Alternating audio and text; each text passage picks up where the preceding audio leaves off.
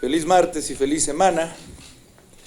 Hoy, como todos los días en que sesionamos la Junta de Coordinación Política, damos este espacio para platicarles qué temas platicamos, qué temas deliberamos al respecto, para su conocimiento y por si hubiera alguna pregunta o comentario.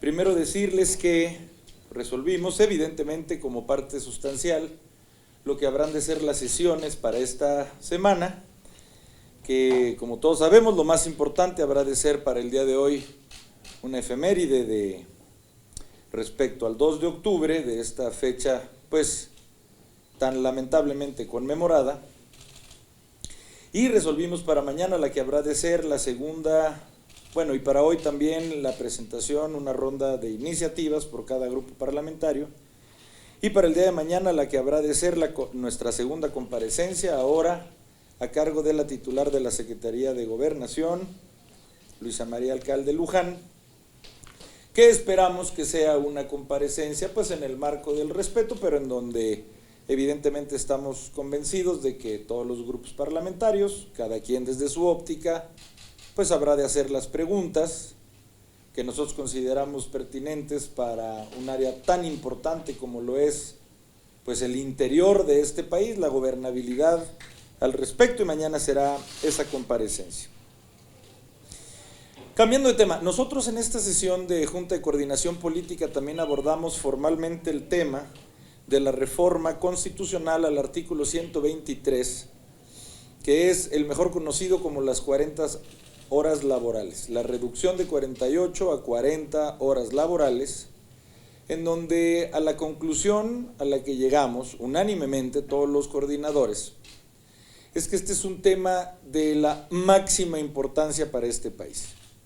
Todos coincidimos en que queremos ayudar, como lo hemos venido haciendo en esta legislatura, a los derechos de las mujeres y los hombres trabajadores. Eso es obvio, ¿no? Ahí tenemos una coincidencia absoluta. Ahora, nosotros también queremos cuidar todos los detalles. Esta es una reforma que tendría muchísimas implicaciones que todavía no se han previsto en esta iniciativa. Como un solo ejemplo sería precisamente su impacto presupuestal. Y si algo hemos dicho desde un principio es que toda iniciativa, todo dictamen, tiene que venir acompañado de un impacto presupuestal para saber literalmente de qué estamos hablando, entre muchos otros temas. Entonces, lo que resolvimos como Junta de Coordinación Política es que habremos de conformar una comisión de trabajo exprofeso para hacer de esto un tema de parlamento abierto. Porque sabemos que para esto primero se ocupa de un amplio consenso, ya que al ser reforma constitucional se ocupan de 2/3 partes, una mayoría calificada, no puede el oficialismo sacarla solo, ocupa de la oposición, y por lo tanto habremos de tener un parlamento abierto que escuche a todas las voces, no solamente a las voces partidistas, sino literalmente a las voces, obviamente sindicales, obviamente de las cámaras, obviamente a las voces académicas, obviamente a las voces especialistas, obviamente a las voces ciudadanas, aspirando a perfeccionar, no a negar, aspirando a perfeccionar en la medida de lo posible este esfuerzo por tener, por supuesto, un avance, insisto, en los derechos laborales de millones de mujeres y de hombres, pero de una manera ordenada y de una manera que pues sirva a la economía de este país de la mejor manera, de manera desde un punto de vista integral. Y también se resolvió, falta solamente por afinar los detalles de exactamente en qué días, pero resolvimos ya como Junta de Coordinación Política la presencia en la misma de varios titulares de diferentes organismos en el marco del presupuesto, precisamente para hablar del presupuesto que le corresponda a cada uno de estos organismos. Hemos resuelto que habremos de invitar, ya lo hicimos, a la presidenta del Instituto Nacional Electoral, Guadalupe Tadei. Ahora habremos de invitar también a Norma Piña, la titular de la Suprema Corte de Justicia de la Nación, y a las y los ministros que deseen evidentemente acompañarla, a Blanca Lilia Ibarra, presidente del Instituto Nacional de Transparencia, Acceso a la Información y Protección de Datos Personales, el INAI, invitar a Reyes Rodríguez, el titular, magistrado presidente del Tribunal Electoral del Poder Judicial de la Federación. También pretendemos invitar al titular de la CONAGO, el gobernador Salomón, de Oaxaca, obviamente con las y los gobernadores que deseen acompañarlo, y por supuesto también una comisión de alcaldes y alcaldesas de todos los partidos, para que, insisto, posterior a la discusión de la ley de ingresos, que habrá de ser máximo el 20 de octubre, calculamos que será un poco antes, nosotros podamos escuchar a todos estos y valoremos no solamente entre diputadas y diputados, sino escuchando, por poner un ejemplo, a la presidenta de la Suprema Corte de Justicia de la Nación, qué tiene que decir con respecto a su presupuesto. ¿Qué tiene que decir la presidenta del INAI con respecto a su presupuesto? ¿Qué tienen que decir los gobernadores con respecto a las participaciones estatales en este presupuesto? Y los alcaldes, el Tribunal Electoral, en fin, esto como un ejercicio republicano de escuchar a todas las voces, no solamente a la que redactó el anteproyecto desde la Secretaría de Hacienda y Crédito Público. Y para concluir, yo quisiera celebrar, ayer lo dije, ayer yo participé en la Semana Nacional de Transparencia en el INAI y yo lo dije, celebramos que el principio de la transparencia, que más que un principio es un derecho ciudadano, el derecho a estar informado respecto a qué hace tu gobierno, el hiperderecho constitucional, internacionalmente reconocido como derecho humano, de saber qué están haciendo mis gobiernos, es algo que, lo digo como titular de la Junta de Coordinación Política y como coordinador del grupo parlamentario del PAN, es algo que vamos a celebrar por siempre, lo aplaudimos. Así es que aplaudimos cualquier resolución de la Suprema Corte que sea a favor de seguir garantizando ese derecho, así como lo hicimos cuando resolvió que con 4 comisionados, 3 comisionadas y un comisionado, pueda seguir funcionando el INAI. Queríamos aprovechar este espacio para hacer también ese pronunciamiento. Básicamente esto es lo que resolvimos hoy en la sesión de la Junta de Coordinación Política. Nosotros con respecto a la comparecencia, insisto como lo dijimos, a ver, nosotros en el PAN no pensamos ni insultar, ni agredir, no lo pensamos hacer ni en esta ni en ninguna otra. Lo hemos dicho muy claro, para nosotros ser oposición dentro del PAN es ser una oposición que antes que nada no tiene por qué estar insultando a nadie, ni ofendiendo a nadie, y mucho menos si es una dama y si es una mujer, como evidentemente es el caso con quien habrá de comparecer mañana. Eso no significa que no seamos oposición, somos oposición en este país. Somos una oposición convencida de que se ocupan contrapesos y mañana comparece a alguien que le corresponde.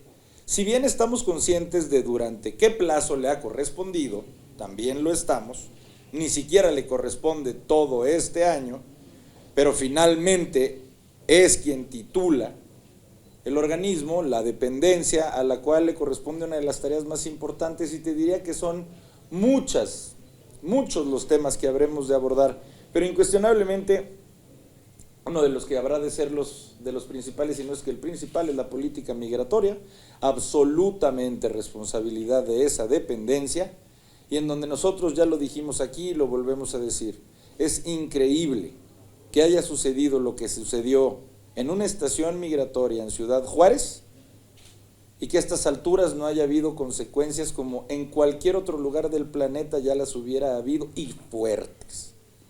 Es increíble, lo dijimos hace una semana, que hayamos visto todas las mujeres y los hombres que vimos un video en donde cuando literalmente se están asfixiando 40 personas, prefieren hacer llamadas telefónicas en lugar de abrirles la puerta.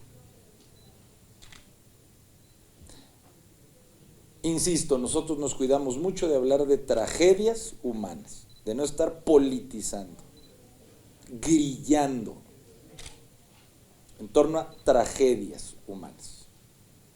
Pero como lo dijimos, ¿cómo se hubieran puesto ellos si hubiera sido al revés? Nosotros estamos convencidos de que la política migratoria, que le corresponde, entre muchos otros temas, a quien habrá de comparecer mañana, va a ser uno de los temas para nosotros cruzales, querido Toño.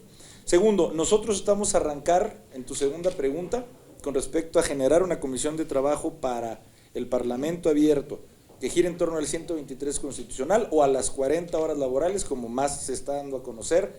Es algo que pretendemos armar ya, ipso facto, de inmediato, para que aprovechemos y, si se puede, logremos que en este mismo periodo salga esta iniciativa. Pero yo también insisto, querido Toño, no es una cuestión… nosotros fuimos el único partido que se abstuvo de votar en el dictamen, en la Comisión de Puntos Constitucionales. Eso no es que nosotros a priorísticamente hayamos dicho que estamos en contra, ni a favor. Nosotros nos abstuvimos, insisto, más que por el fondo, por las formas que tuvieron en la comisión, de aventarnos con 2 minutos de anticipación su iniciativa. Bueno, pues ni en ese tema ni en otro, el PAN va a votarlo en uno u otro sentido, si ni siquiera hemos leído las cosas. Pero también lo dejamos claro, este Parlamento es precisamente para ampliar la óptica de esta iniciativa. Nosotros claro que queremos defender a las y a los trabajadores, hablo como coordinador del PAN, pero nosotros también tenemos que entender que tenemos que defender, no podemos ver por los intereses solamente de una parte del espectro.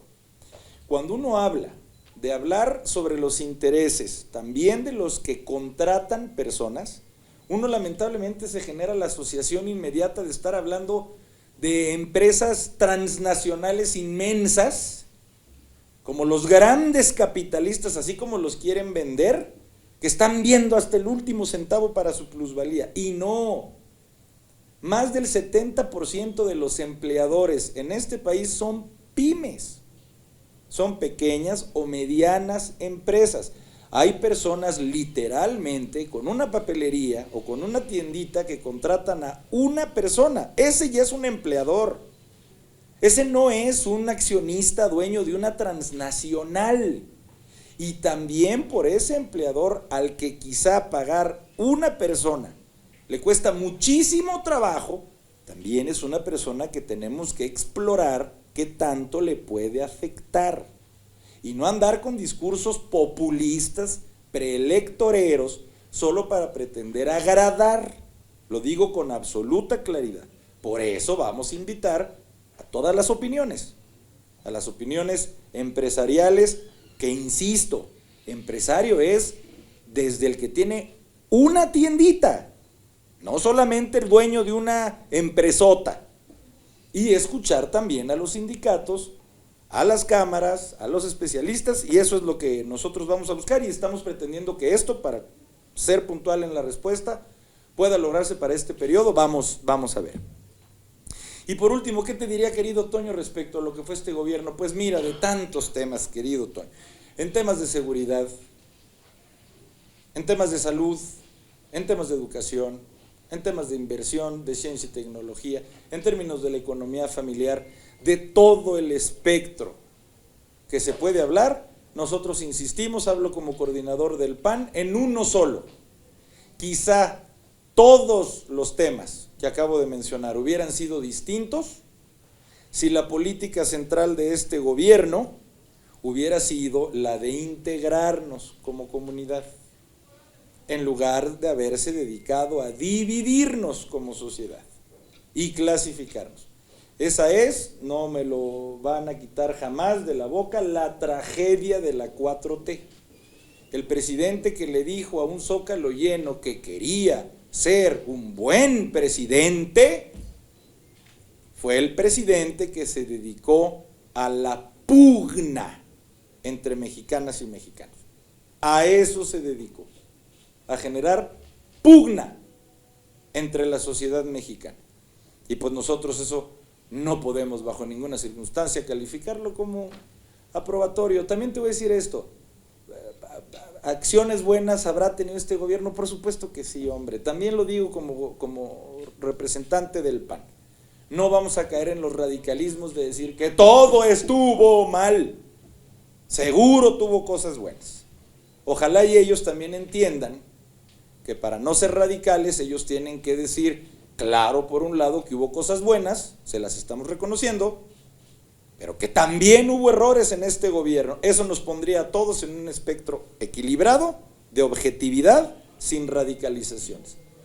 Sus aciertos habrá tenido, nuestra calificación final no es aprobatoria por la tragedia de habernos dividido cuando eran los principales responsables de integrarnos como sociedad. En efecto, comienzan las comparecencias en comisiones de muchas dependencias y de organismos, entre estos, como tú bien mencionabas, el INEGI. Solo distinguirlo del anuncio que hoy resolvimos en Jucopo, de que habrán de comparecer en esta pasarela, como tú le llamas, los que les acabo de mencionar, ex profeso, para hablar de su presupuesto. En estas comparecencias que por ley ya están, no vienen a hablar exclusivamente de su presupuesto, vienen a comparecer. Exactamente, en el marco de la glosa, en el marco del quinto informe de gobierno, vienen a comparecer y por lo tanto vienen a hablar de muchos temas más, además, supongo, de su presupuesto. Vienen a responderle preguntas a las y a los legisladores con respecto a su desempeño. Hecha esa aclaración, pues claro que, como bien acabas de mencionar, lo que más nos importa es generar un diagnóstico de cómo han venido haciendo las cosas estos organismos y nosotros, a partir de ese diagnóstico, tomar las decisiones con respecto también como un derivado a su presupuesto. Pero insisto, antes que nada vienen al ejercicio republicano de responder a las preguntas que les tenemos que hacer, insisto, cada quien desde su propia posición. Tú mencionas un grupo de diputadas y diputados que se escucha que pretenderían tener un voto diferente. Mira, yo lo que te puedo asegurar es esto: una comunicación institucionalizada, oficializada, te diría que no la tenemos. Aquí lo que sí tenemos en la Cámara, mi querida Margarita, son 500 personas que hablan entre sí, te lo puedo asegurar. Entonces nosotros tenemos compañeras y compañeros, por ejemplo, en la Comisión de Hacienda o en la Comisión de Presupuesto y Cuenta Pública del PAN, que hablan con diputadas y diputados de esas mismas comisiones, de otro grupo parlamentario o de Morena, sean de la expresión que sean, te lo aseguro. Claro que existe esa comunicación y claro que nosotros vamos a hacer nuestra chamba formal, nuestro trabajo, de ver en qué cosas podemos incidir en este presupuesto. Por ejemplo, algo, se los adelanto, en lo que el PAN va a debatir con absolutamente toda su energía, en este primer paso, que es la ley de ingresos, que es para el 20 de octubre, en 17 días, es lo que ya se ha venido mencionando como el impuesto al ahorro. Dicen que no hacen más impuestos o que no los aumentan, pero sí lo hacen. Dicen que no endeudan al país, no solo lo dicen, lo venden, se vanaglorian diciendo que no endeudan al país, cuando todos sabemos qué nivel de endeudamiento están generando. Dicen que no aumentan los impuestos, pues yo les compruebo cómo en esta ley de ingresos están aumentando lo que denominamos el impuesto al ahorro, están pasando del 0.4% al 1.4% de ISR a todas las personas que tienen un ahorro en su banco, así sea de 1,000 pesos. Doña Chonita, don Juan, que tiene 5,000 pesos en una cuenta, en el banco que ustedes quieran, en donde ese banco le dice, yo te ofrezco que si lo inviertes tengas una tasa de interés, a ellos les están haciendo un aumento del 800% de ISR. Si ganaban esto, ahora los van a tasar 800% más. Eso aquí y en China se llama subir impuestos. Entonces nosotros vamos a hablar con diputadas y diputados de todos los colores a ver si es verdad que si queremos ayudar, ojalá y así sea, podamos hacer los cambios, porque mira, hablemos de números fríos y determinantes. Con 22 personas del oficialismo que decidieran votar distinto, cambiamos la correlación de los números aquí en la Cámara. Entonces yo insisto, no son diálogos que vamos a tener ni formales, ni institucionales, son los diálogos diarios, orgánicos que tenemos como legisladores y que ojalá avancen no para el bien ni de un partido, ni de una expresión dentro de otro partido, para el bien de millones de mexicanas y de mexicanos. Pero sí se podría capitalizar, ¿no? Porque con la oposición. Bueno, pues como te decía, con 22 personas, legisladores del oficialismo que decidieran, mira, ya ni siquiera hablar de la ley o del presupuesto en lo general, con que simple y sencillamente decidieran aceptar reservas, cambian lo que fueron 6 años, 5, en este gobierno, de que el presupuesto del país, por más que se determine como una facultad constitucional exclusiva de la Cámara de Diputados, llevamos 5 años siendo la determinación del presupuesto una facultad exclusiva del presidente de México. Aunque la Constitución diga, en el artículo 74, que es de las y los diputados. Llevamos 5 años siendo la facultad del presidente. Entonces, ojalá haya 22 personas que se animen. Insisto, ni siquiera nos pretendemos meter, estamos a punto de presentar un presupuesto alternativo, se los adelanto, que habrá de incidir, nuestra propuesta de cambio habrá de incidir en el 3% del presupuesto que ellos presentan. Equivale a como el 20% del programático, pero del total del presupuesto, nuestra propuesta de alternativa equivale al 3%. A ver si el 3%, a ver si un 1% del oficialismo se lo puede escuchar a la oposición en esta Cámara, que somos el 46%. Y por último, ni me enteré lo que dijo Claudia Sheinbaum, entonces nunca doy comentarios sobre lo que no leo o lo que no me interesa leer.